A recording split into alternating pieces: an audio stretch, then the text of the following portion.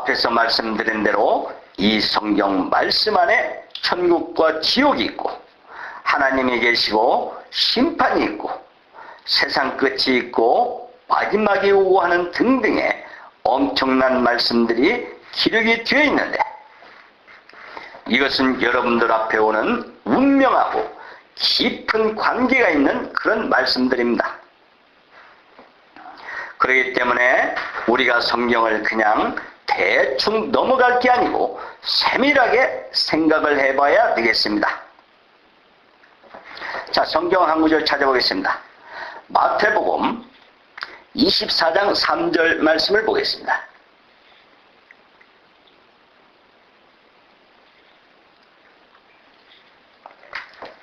마태복음 24장 3절입니다.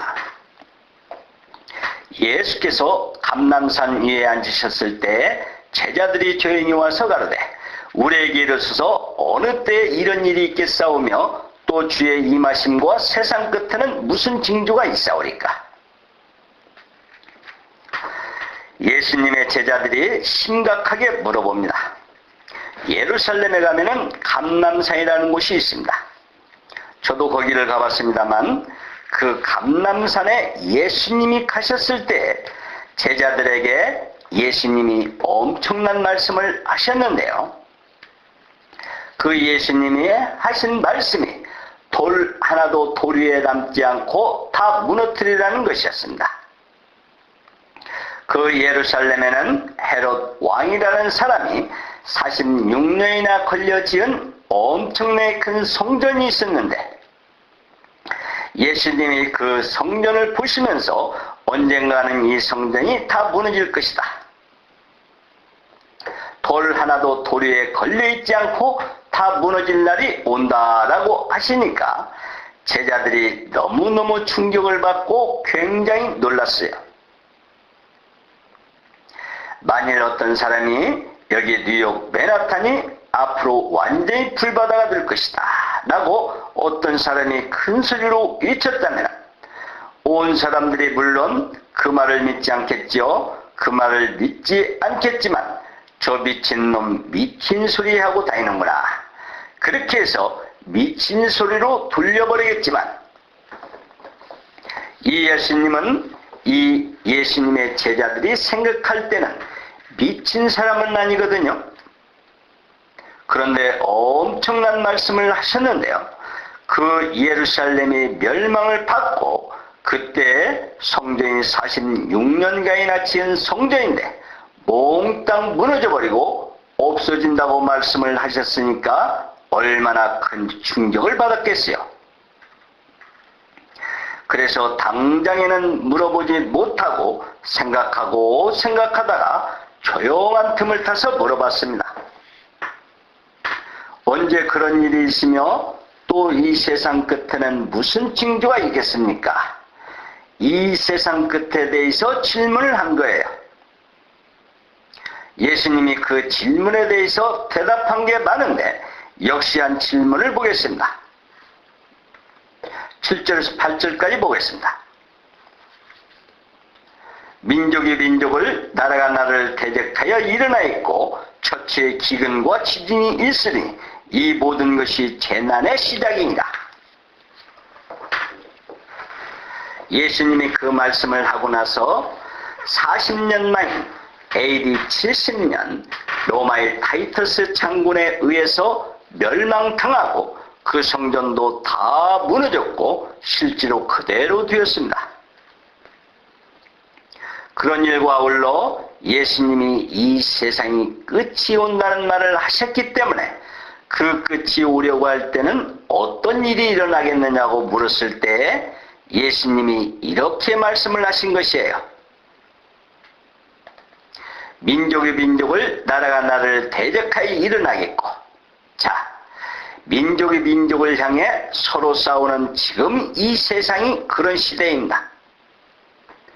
또 나라가 나라를 대적한다는 것도 지금 그렇게 진행 중에 있습니다. 지금도 아프가니스탄과 이라크 전쟁이 일어나고 있고 대한민국 역시 북한과 서로 총뿌리를 서로 겨누고 있습니다. 또 저체에 기근과 지진이 있으리니 기근이란 말이 배고픈 일, 온 세계가 몽땅 그렇게 된다는 얘기가 아니고 곳곳에 여기저기서 사람들이 굶주려서 굶어 죽는 일이 많이 생기고 그런 일이 일어난다 하는 뜻입니다. 기근은 제가 설명을 하지 않더라도 여러분들이 TV를 통해서 많이 봤을 것입니다. 가끔 아프리카의 상태를 우리에게 보여주는 것, 여러분들이 보셨을 줄 압니다. 흑인 아이들이 바짝 마른 뼈만 남고 조금 과장된 표현이지만 다리는 성냥개비 같고 배는 남삼처럼 부르고 눈이며 온몸에 파리가 앉아서 우글거리는 그런 것을 여러분들은 보았을 거예요. 그게 저체의 기근이 지금 있습니다.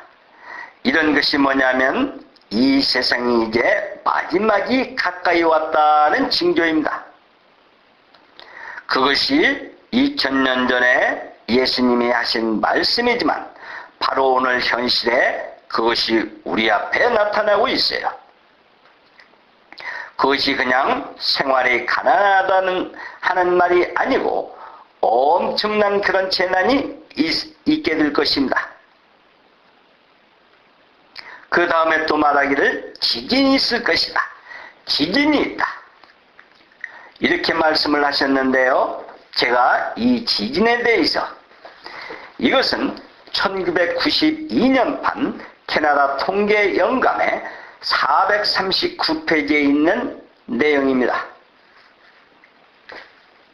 제가 꾸며낸 이 얘기가 아니고 1900년부터 1960년까지 그러니까 59년 동안 지진이 일어난 통계입니다. 6.5도 이상 지진이 얼마 일어났느냐 하면 48번 일어났습니다. 1년에 한 번꼴도 안 일어났습니다. 그 다음에 또 보세요.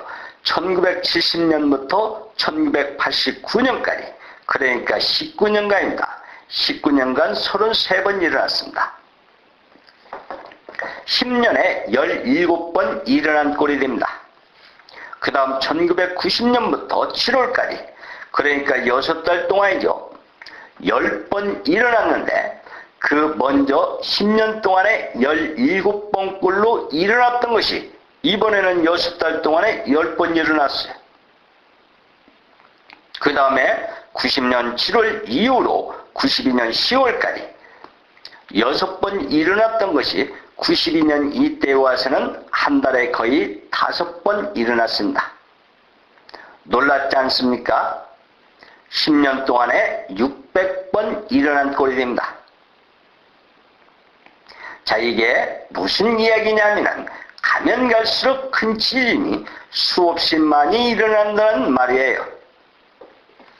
얼마 전만 하더라도 남아시아 쓰나미 대지진 해일로 수십만 명이 죽음을 당했고 그리고 또 미얀마 사이클론으로 인해서 10여만 명이 죽음을 당했습니다. 또 중국의 수찬성 대지진으로 10여만 명이 죽음을 당했고 왜 그러냐면 지구는 둥근데 그 속에 불덩어리가 있습니다. 뜨거운 용암이라는 열이라는 게 땅속에 있다 그 말입니다. 사실 우리가 어디에 살고 있느냐 하면 따뜻한 온돌방이 아니고 불덩어리 위에 살고 있는 겁니다. 그런데 이 열이 있잖아요. 땅속에 용암이라는 말이 있잖아요. 용암이라는 말은 바위가 녹는 것을 말하는데 지구를 자꾸만 녹이고 있어요. 자꾸만 녹아가면서 차츰차츰 나오고 있습니다. 이것이 우리 눈에는 잘 안 보이는데 그러나 가끔 보이죠. 화산이 폭발하고 용암이 흘러내리는 광경을 지금이라도 여러분들이 실감을 할 수가 있을 것입니다. 지금도 활화산이 중남미 여기저기에서 지금도 많이 나타나고 있습니다. 14, 15년 전에 하와이 힐러라는 섬에 가면 눈으로 그 현장을 볼 수가 있었습니다. 새빨간 용암이 끌어가지고 바다로 흘러 들어가는데 바다 끝에 수증기가 마구 하늘로 치솟고 그런 광경을 보고 올 수가 있었습니다. 그래서 지구가 어떠한 상태냐 하면은 차츰차츰 그 껍데기가 엷어지고 있어요. 우리가 살고 있는 이 육지가 안에서부터 녹아서 나오고 있기 때문에 이것이 자꾸 엷어지고 있습니다. 그런 관계로 해서 용암이 끓고 용암이 움직이는 그 힘에 의해서 지진이 일어나는가 하면 가끔 이것이 분출해서 화산이 폭발하고 그렇게 되는 거예요. 이게 무슨 이야기냐면 지구는 영원히 있는 게 아니라는 것입니다. 이 지구는 어느 날 쾅 하고 폭발을 합니다. 지구의 운명이 그것이에요. 그래서 예수님이 이 세상 끝날의 징조에 대해서 초치의 기근과 지진이 있을 것이다. 이것이 이 세상 운명이 다 돼간다는 그 징조다 이 말입니다. 이게 지구의 운명이에요. 이 지구는 그런 방향으로 가고 있는 것입니다. 우리 한국 같은 나라는 지진 때가 아니기 때문에 지진이 안 일어날 것 같지만 앞으로 한국도 그러한 큰 지진이 일어날 가능성이 많습니다. 왜 그러느냐면 이 지구 껍데기가 엷어지면 안심할 수가 없는 거예요. 자, 이제 성경에 이 세상 끝이 있다 라고 하는 그런 말에 대해서는 사람들이 실감을 잘 못합니다. 그건 다 종교인들이 하는 것이고 그것은 거짓말이다. 이런 식으로 생각하는 경향이 많습니다. 정말 그럴까요? 자, 그렇다면 상식적으로 한번 생각해 봅시다. 자, 우리가 누구 덕에 사느냐 하면은 우선 저 공중에 있는 태양 덕분에 살아요. 태양이 빛을 주고 열을 내보내주고 하니까 그 햇빛에 의해서 식물이 자라고 그 식물 속에 당분이 생기고 그래서 이제 열매가 생깁니다. 저 태양이 없으면 우리가 먹을 것을 얻을 수가 없습니다. 우리의 식량 공급처는 저 태양이에요. 태양이 없으면 안 됩니다. 그런데 태양이 뭔 줄 아세요? 정확한 숫자는 모르지만 지구보다 대략 30만 배가 큰 엄청나게 큰 가스뭉치입니다. 그 가스뭉치가 불이 붙어가지고 활활 타고 있는 거예요. 그런데 한 가지 생각해 봅시다. 활활 타고 있는 태양이 자꾸자꾸 탑니다. 영원히 탈 거냐고요? 아닙니다. 타고 있는 것은 없어지는 것이에요. 타고 있는 것은 무엇인가 소모되고 있는 것입니다. 그래서 벌써 저 태양에 많은 문제가 있습니다. 흑점이 뭔 줄 아세요? 그 거대한 태양은 한쪽 끝이 활활 타다가 불이 꺼져버리는 거예요. 그게 바로 흑점입니다. 그래서 다른 곳에서 연쇄 반응이 일어나서 또 폭발해서 타고 또 폭발해서 타고 이후로도 폭발해서 타고 그러면 나중에는 어떻게 될까요? 현재 저 태양의 열량이 조금만 줄어도 이 지구상의 사람이 못 삽니다. 살 수가 없어요. 그런데 태양은 타고 있거든요. 우리가 상식적으로만 생각을 해봐도 이 지구상의 사람이 산다는 건 시한부인생입니다. 영원히 인간이 역사를 꾸미며 살 수 없다는 것은 불을 보듯이 훤한 일이 아닙니까? 그렇지만 사람들이 이런 것을 모르기 때문에 천년만년 살고지고 하듯이 살아갑니다. 그러나 성경을 자세히 들여다보면 그런 것이 다 기록이 되어 있습니다. 이러한 이 문제는 우리 앞에 수두룩합니다. 공기는 어떻습니까? 산업발전에 의해서 공장에서 내뿜는 아웅산가스, 자동차 버스에서 내뿜는 매연, 우리가 일상생활에서 쓰는 프루판가스, 이 모든 게 우리가 숨을 쉬는 공기를 어떻게 만듭니까? 남극 상공에 가면 오존층이 파괴되어 가지고 구멍이 뚫어져 있어요. 자외선이 막 쏟아집니다. 이런 일들이 지금 이 미 대륙 상공에도 지금 생기고 있어요. 그 자외선을 피부에 노출을 시키면은 피부암이 생기고 식물이 죽고 합니다. 이 지구가 언제까지 가느냐 이겁니다. 한계가 있잖아요. 우리가 마시는 물도 그렇습니다. 과학이 발달하고 산업발전에 의해서 쓰고 남은 이 폐수, 이 폐수를 처리할 길이 없습니다. 땅에 묻어도 토질과 물이 오염이 되고 바다나 강에 배출을 시켜도 생태계가 파괴되고 이렇게 우리가 오염된 물을 마시고 삽니다. 이제 인구가 전 세계적으로 65억인데 콩나물처럼 많아져서 사람이 더 이상 살아갈 수 없는 이런 상황에까지 오고 있지 않느냐 이겁니다. 이제 마지막이라는 것이 틀림없이 다가오고 있습니다. 이렇게 마지막이 다가오면 우리는 도대체 어떻게 되는 것이냐? 큰 문제잖아요. 제가 지금 잠깐만 이야기를 해도 이 성경 말씀은 참말이라는 것을 알 수가 있습니다. 2000년 전에 3000년 전에 해놓은 이 말씀들이 우리가 현실에서 그걸 피부로 느끼고 우리 눈으로 보이게끔 나타나는 게 현실인데 우리는 앞으로 어떻게 될 것이냐 이겁니다. 성경 속에 확실한 대답이 있습니다. 성경 속에서 확실한 답을 찾아야 돼요.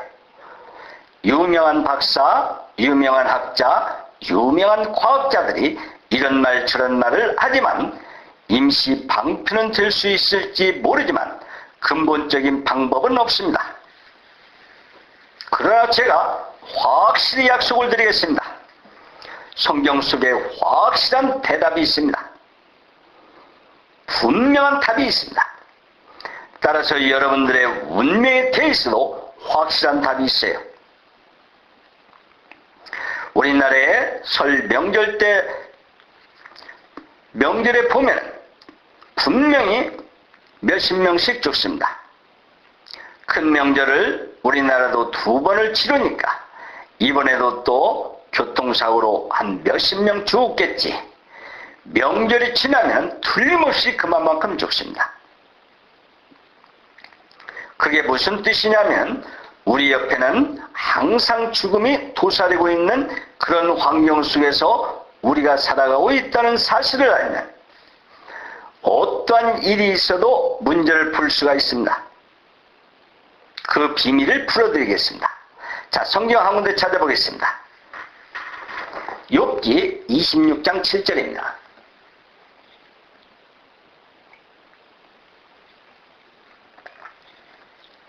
욥기 26장 7절이에요. 그는 북편 하늘을 허공에 펴시며 땅을 공간에 다시며. 여기 이 성경 이야기를 보면은 도덕 이야기도 아니잖아요. 저 북극이란 얼음덩어리를 말을 하고 있습니다.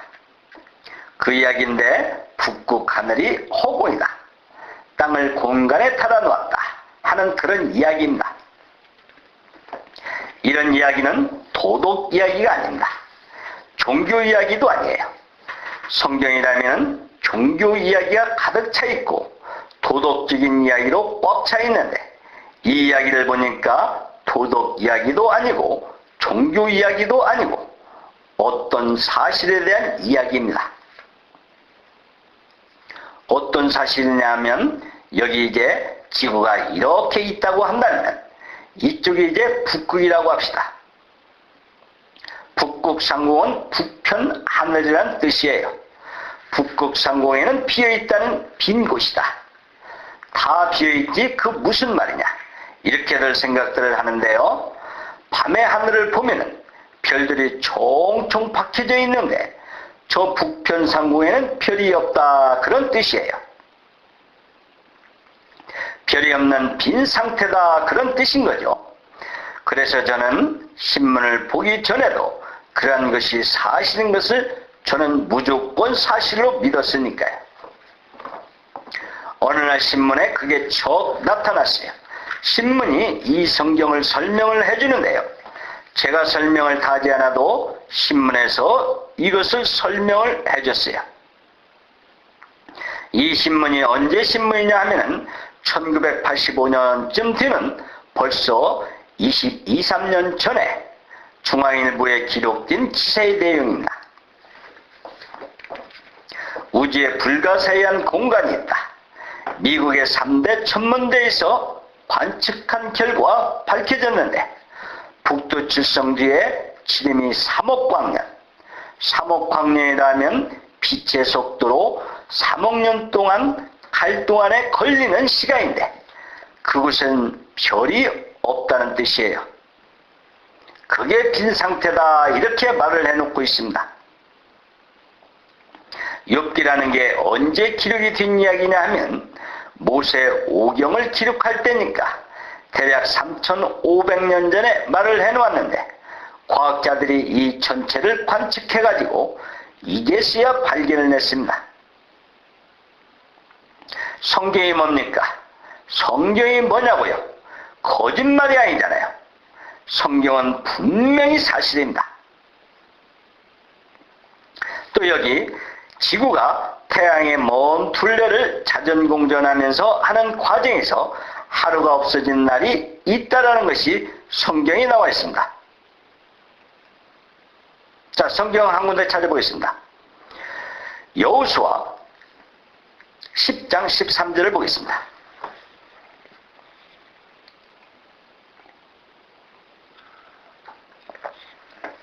여호수아 10장 13절입니다. 태양이 머물고 달이 그치기를 백성이 그 대제에게 원수를 갚도록 하였느니라.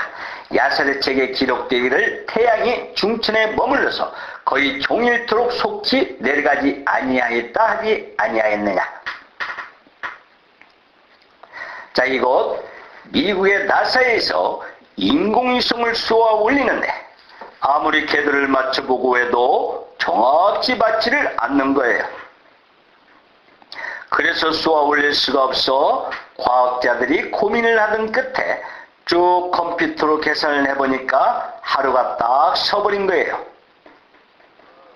그래서 아무리 찾아보고 찾아봐도 해결을 못했는데 어떤 과학자 한 사람이 성경에서 그런 사실을 발견을 했습니다. 이 과학자는 그래도 성경을 믿고 그래도 교회에 나갔던 사람입니다. 헤럴드 힐이라는 과학자였어요. 성경을 알았기 때문에 하루가 없어진 것을 컴퓨터에서 발견을 하게 됐습니다. 자, 이런 기상천외한 사건들도 이 과학적인 시대에 살아오면서 과학이 하나씩 발견을 해가는 이러한 시대에 우리가 살고 있습니다.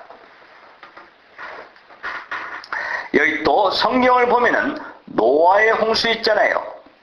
노아의 홍수로 온 세상 사람이 멸망을 하고 단지 노아의 8 식구만이 배를 타고 살았다 해서 8 식구가 배를 타고 살아난 이야기가 이 한문 속에도 있습니다.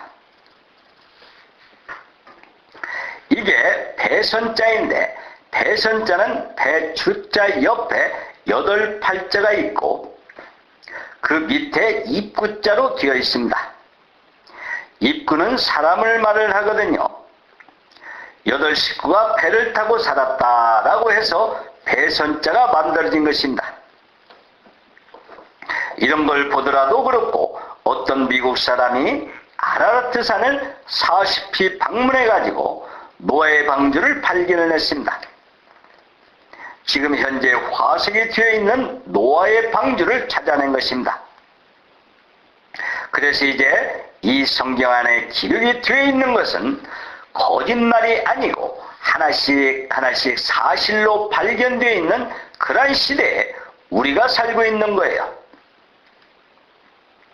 그러니까 온 세상 사람이 다 죽고 노아의 8 식구만이 살았는데, 그래서 사실은 우리도 노아의 자손인 것이에요. 우리는 노아의 셋 아들 중에 셈, 함, 야벳이 있었는데 우리는 셈족입니다. 우리는 세벳 족속이라고 해서 제일 바다들 이스라엘 민족하고 동양 사람들은 다 셈족이에요. 그 다음에 백인들은 야벳 족속이고 저 아프리카 사람들은 함족입니다. 흑인들은 함의 자손이에요. 그래서 인류가 온 세상에 흩어진 것뿐만이 아니고 자기 조상들 시대에 있었던 노아의 홍수에 대해서 사람들이 신화다라고 했다가 이제는 사실이라는 것이 확실히 입증이 된 것입니다.